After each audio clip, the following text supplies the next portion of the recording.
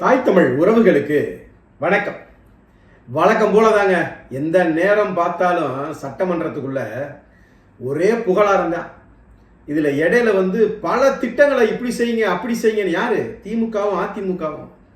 இதில் பெரியசாமி பல நேரங்களில் சேம் சைட் கோல் தான் அடித்தார். நேற்று எப்படி ஏவா வேலு சொல்ல சொல்ல கேட்காம முழுமையாக சட்டமன்றத்தை நம்ம தாண்ட ஆக்கிரமிப்பு பண்ணணும் அப்படிங்கிற மாதிரி சபாநாயகர் என்ன சொன்னாலும் கேட்காம பேசினாரோ அதே மாதிரி இன்னைக்கு பெரியசாமியும் அதே மாதிரி தான் பேசினார்.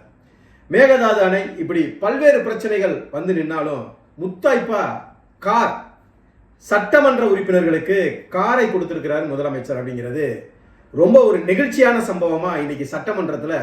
ஏன் எதிர்கட்சியில் இருக்கிறவங்க கூட திக்கு முக்காடி போய் இப்படி ஒரு அறிவிப்பு வந்திருக்குங்கிறதுல கொஞ்சம் மிரண்டு போயிருந்தாங்க. மிரண்டு போனதுல முன்னாள் அப்படின்ற அந்த அமைச்சர்கள்லாம் இருக்காங்கல்ல, முன்னாள் அமைச்சர்கள், பெரிய பெரிய அனுபவமிக்கவர்கள், அவங்களுக்கு ஒரு பெரிய விஷயமா தெரியல. ஏன்னா அவங்களுக்கெல்லாம் இந்த காருங்கிறது சைக்கிள் மாதிரின்னு வைங்களேன். ஏன்னா அவ்வளவு கொள்ளையடிச்சு கோடி கோடியா லட்சம் கோடிகளை 1000 கோடிகளை பதுக்கி வச்சிருக்கிறவங்களுக்கு ஒரு காரை பரிசா வாங்குறதா? இப்ப முதலமைச்சரே கார் கொடுத்தா கூட அதை உபயோகப்படுத்த மாட்டாங்க. அந்த அளவுக்கு அவங்க கிட்ட பெரிய பெரிய கார்லாம் இருக்கு. அப்படியே இருக்கிறாங்க. ஆனா ஆளுந்தரப்புல இருக்கக்கூடிய சட்டமன்ற உறுப்பினர்கள் சாமானியர்கள், சாதாரணமான ஒரு நிலையில இருக்கக்கூடிய குடும்பத்திலிருந்து வந்தவங்க நிறைய பேர் இருக்காங்க. அதுல ஆளுந்தரப்பை சார்ந்த தமிழக வெற்றி கழகத்தினுடைய சட்டமன்ற உறுப்பினர் ஒருத்தர் பேசும்போது உண்மையாகவே மனசுக்கு ரொம்ப நெகிழ்வா இருந்துச்சு. என்ன அப்படின்னா, சட்டமன்றத்தை நின்று பேசுறாரு. தளபதி அவர்கள், எங்களுடைய முதலமைச்சர் அவர்கள் இந்த மாதிரி காரை எங்களுக்கு கொடுத்துருக்கிறாரு. நான்லாம் இந்த சட்டமன்ற கூட்டத்தொடருக்கு கூட நான் வரும்போது நான் ட்ரெயினில் தான் வர்றேன். ட்ரெயினில் இறங்கி அங்கேருந்து இங்கே சட்டமன்றத்துக்கு வர்றதெல்லாம் கூட நான் ஆட்டோவில் தான் வர்றேன். ஆட்டோவை கூட உள்ளே விட மாட்டேங்கிறாங்க காவலர்கள். ஏன்னா இதுவரைக்கும் அந்த காவலர்கள் எம்எல்ஏ அமைச்சர்களை எல்லாம் ஆட்டோவில் பார்த்ததில்லை.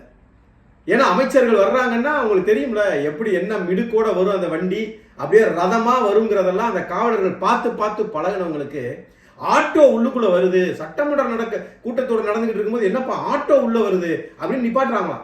அப்ப கேட்கும் போது நான் எம்எல்ஏ பண்ணா நம்ப மாட்டேங்கிறாங்களாம். இப்ப தெரியுதா எப்படிப்பட்ட சாமானியர்களும் இன்னைக்கு சட்டமன்றத்துக்குள்ள போயிருக்காங்கிறது இதுல இருந்தே தெரியுது. அப்ப பாருங்க, காரு கூட இல்லாதவர்களும் இன்னைக்கு உள்ள வந்திருக்கிறாங்க. அதை உணர்ந்து காரை பரிசாகவே அரசு கொடுக்குது அப்படின்னா உண்மையாகவே ஒரு ஒரு மகிழ்ச்சியான சம்பவம் தான். எதிர்கட்சியில் இருக்கக்கூடிய கார் இல்லாத அப்படின்னு சொல்ல முடியாது. ஒருவேளை இருந்திருந்தாங்கன்னா அவங்களும் சேர்ந்து தான் சந்தோஷப்படுவாங்க. இந்த நேரத்தில் கார் சம்பந்தமா பேசும்போது ஐயா கக்கன் அவர்கள் நம்ம நினைவுக்கு வர்றாங்க. ஐயா கக்கன் அவர்கள் என்ன பண்ணியிருக்கிறாங்க, சட்டமன்றம் அதோட முடியுது, அதற்கு பிறகு தேர்தல் வரப்போகுது, அப்புறம் நம்ம அதில் வென்றாதான் இங்கே வர முடியும், அப்புறம் அமைச்சரானாதான் அந்த அந்த கார் நமக்குன்னு.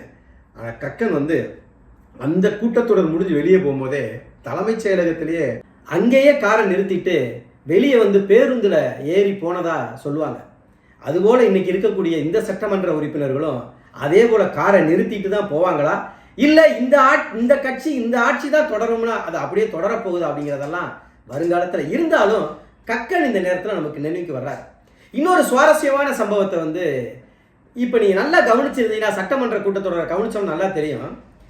இப்போ கொஞ்ச நாளாக சமீப காலமாக திமுகவினுடைய சட்டமன்ற உறுப்பினர்கள் மு.க. ஸ்டாலின் அவர்களை தளபதி என்று அழைக்கிறார்கள். தலைவரை தளபதி ஆக்கிட்டாங்க. இங்கே தளபதியாக இருந்த விஜய் தலைவர் ஆயிட்டார். தளபதி தலைவர் ஆயிட்டாரு, தலைவர் தளபதி ஆயிட்டார். எப்படி இருக்குன்னு பாருங்க. என்னன்னா, முதலமைச்சருக்கும் தளபதின்னு ஒரு ஒரு பெயர் இருக்குது. அதனால அதை உழைச்சி விடணுங்கிறதுக்காக தலைவர்னு சொன்ன மு.க. ஸ்டாலினை இன்னைக்கு தளபதிங்கிறாங்க. எந்த அளவுக்கு இவங்க எதை கவனித்து எதை நோக்கி பயணிக்கிறாங்கன்னு பாருங்க. இதுல திமுக அதிமுக ரெண்டு பேருமே இந்த திட்டத்தை கொண்டு வாங்க, நல்ல திட்டம், இந்த திட்டத்தை கொண்டு வாங்க, அது மிகப்பெரிய திட்டம், இது மக்களுக்கு அப்படி அளிக்கும் இப்படி அளிக்கும் என்னென்னமா சொல்றாங்க. ஏப்பா ரெண்டு பேருமா சேர்ந்து 10 லட்சம் கோடியை கடை வாங்கி வச்சிங்களே, அப்ப எல்லாம் இதையெல்லாம் செய்யாம எங்க போனீங்க? இன்னைக்கு இதை அப்படி செய்யலாம் இதை இப்படி செய்யலாம்னு பேசக்கூடியவர்கள் 10 லட்சம் கோடி கடை வாங்கினீங்களே, அதுல இதை செஞ்சிருக்கலாமே. பெரியசாமி எல்லாம் பேசுறத பார்த்தா அவரெல்லாம் மூத்த உறுப்பினர் சொல்லி நிறைய நேரம் கொடுக்குறாரு சபாநாயகர். முன்னாள் அமைச்சர், ஒரு மூத்த உறுப்பினர் சட்டமன்றத்தில்னு. ஆனா அவரெல்லாம் பேசுற பேச்சுக்கு எதிர்வாதம் இன்னும் சரியா செய்யலை அப்படின்னு தான் சொல்ல முடியும். ஏன்னா அவர் என்ன சொல்றாரு, நான் இருக்கக்கூடிய திண்டுக்கல் மாவட்டத்தில், அதுவும் குறிப்பாக என்னுடைய தொகுதியாக இருக்கக்கூடிய ஆத்தூர் தொகுதியில் சின்னாலப்பட்டி, இங்கிட்டு ஆத்தூரில் இங்கே எல்லாம் குடிக்கிற தண்ணி அவ்வளோ பிரச்சனையாக இருக்குது. இன்னும் சொல்ல போனால் சின்னாலப்பட்டியில் ஒரு சொட்டு தண்ணி கூட இல்லை அப்படின்னு சொல்கிறாரு. ஐயா பெரியசாமி அவர்களே, எனக்கு நினைவு தெரிஞ்சு நீங்கள் தான் அங்கே எம்எல்ஏ. எனக்கு நிறைவு தெரிஞ்சு திமுக ஆட்சியில் இருக்கும் போதெல்லாம் நீங்கள் தான் அந்த மாவட்டத்தினுடைய அமைச்சர். இவ்வளவும் பண்ணிட்டு நீங்க இந்த வார்த்தையை சொல்றீங்க, ஒரு சொட்டு தண்ணீர் கூட இல்லைன்னு. 100 நாளைக்கு முன்னால வரைக்கும் நீங்க தானே இருந்தீங்க. அப்ப என்ன சொல்ல வர்றார் பெரியசாமி? நாங்க செய்யல நீங்க செய்யுங்கன்னு சொல்ல வரீங்களா? குறிப்பிட்டு நான் சொல்றேன், இந்த சின்னாலப்பட்டி, இந்த பக்கம் வக்கம்பட்டி, ஆத்தூர்ல எல்லாம் பாத்தீங்கன்னா எல்லா வீடுகள்லையும் பெரிய பெரிய ட்ரம் இருக்கும் ப்ளூ கலர்ல. அந்த தெருவே பாத்தீங்கன்னா தெரு ரோடு தெரியாது, ஆனா அந்த வீட்டு வாசல்ல பூரா 5-6 ட்ரம் இருக்கும். எதுக்கு தெரியுமா? தண்ணி வர்றப்ப பிடிச்சி வச்சுக்கணும். தண்ணி வர்றப்ப பிடிச்சி வச்சுக்கணும். இந்த நிலைமை எத்தனை ஆண்டு காலமா பெரியசாமி அவருடைய சொந்த தொகுதியில, ஆத்தூர் சட்டமன்ற தொகுதியில எத்தனை ஆண்டு காலமா அப்படி இருக்கு தெரியுமா? கொஞ்சம் கூட கூச்ச நாச்சமே இல்லாம சின்னாலப்பட்டியில ஒரு சொட்டு தண்ணி கூட இல்லாத தீர்த்து வைங்கன்னு கேட்கக்கூடிய அந்த தெம்பும் திராணியாய் பெரியசாமிக்கு எங்க இருந்து வருது? மக்கள் அந்த அளவிற்கு அரசியலற்று இருக்காங்களா? இதுல இடையே சொல்றாரு, கிறிஸ்தவ வன்னியர்களை பிசில இருந்து எம்பிசிக்கு மாத்துங்க. என் தொகுதியில நிறைய கிறிஸ்தவ வன்னியர்கள் இருக்கிறாங்க, பிசில இருந்து அவங்களை எம்பிசிக்கு மாத்தணும். ஏன் நீங்க மாத்தல? எத்தனை ஆண்டு காலம் நீங்க அமைச்சராக இருந்திருக்கீங்க? ஏன் இந்த கடந்த 5 ஆண்டுகள் இந்த 100 நாளைக்கு முன்னால மாத்தி விட்டு எந்திரிச்சு போயிருக்க வேண்டியதானே நீங்க? இப்படி மக்கள் எளிதாக உங்களை புரிந்து கொண்டு இருக்கிறார்கள். நீங்க எதையோ பேசுறோம் நினைச்சிட்டு, என்னமோ மக்களுடைய சேவைகளுக்காக பேசுறோம், கிறிஸ்துவ வன்னியர்களுக்காக பேசுறோம், ஒரு சொட்டு தண்ணியில சின்னாலப்பட்டிக்காக பேசுறோம் நீங்க நினைக்கிறீங்க. 100 நாளைக்கு முன்னால வரைக்கும் நீங்க அமைச்சர், அதை நீங்க புரிஞ்சுட்டு பேசுங்க. அதே போலதான் இந்த மேகதாது பிரச்சனையிலையும் அதே மாதிரிதான் 1974 இருந்து இந்த பிரச்சனை இருக்கு. யாரு?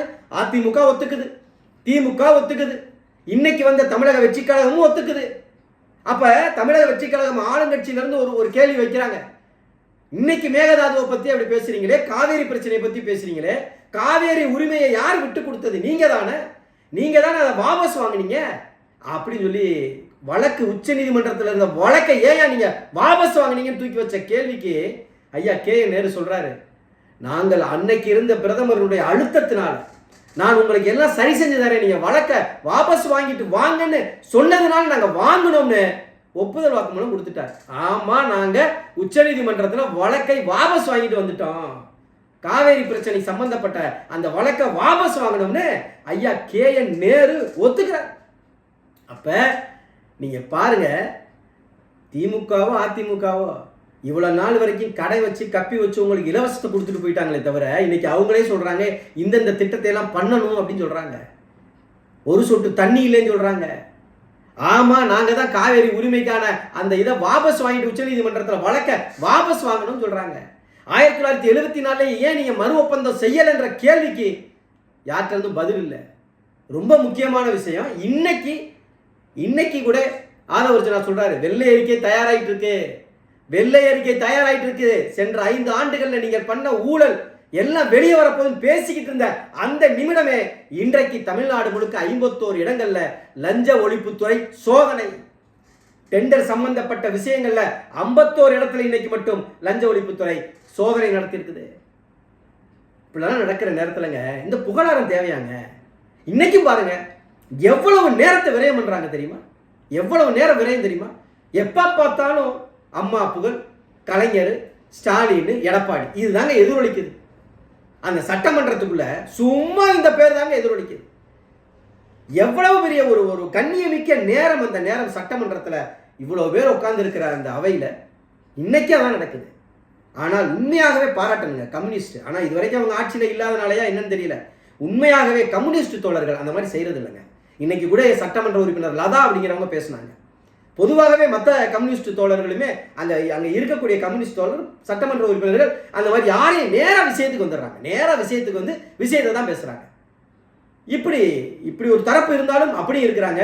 குறிப்பாக சௌமியா அன்புமணி, உண்மையாகவே மாண்புமிகு சட்டமன்ற உறுப்பினர் சௌமியா அன்புமணி மிகச் சிறப்பாக அவங்களுடைய பணி சட்டமன்றத்தில் நம்ம என்ன செய்யணுங்கிறத ரொம்ப தெளிவாக இன்னைக்கெல்லாம் நீர்வளம் பற்றி அவ்வளோ அழகாக பேசியிருக்காங்க. இன்னைக்கு அவங்க எடுத்துக்கிட்ட சப்ஜெக்டே அதுதான். குளம் குட்டையை அந்த ஆக்கிரமிப்பை எடுத்து விடுங்க, அதை வந்து சுத்திகரிப்பு செய்யுங்க, தூர்வாருங்க, எல்லாத்தையும் சரி பண்ணுங்கன்னு நீர்வளம் குறித்து இன்றைக்கு முழுவதுமாக அவங்க பேச்சு மிக சிறப்பாக இருந்தது. அவங்க ரொம்பலாம் வந்து அவங்க தலைவர்கள் ஒன்று பெருசாலாம் ஒன்று புகுந்துக்கல, எடுத்தோடனே 2 வரி சொல்லிட்டு அப்புறம் கடந்து போயிடுறாங்க. இதுதான் நிலவரம்.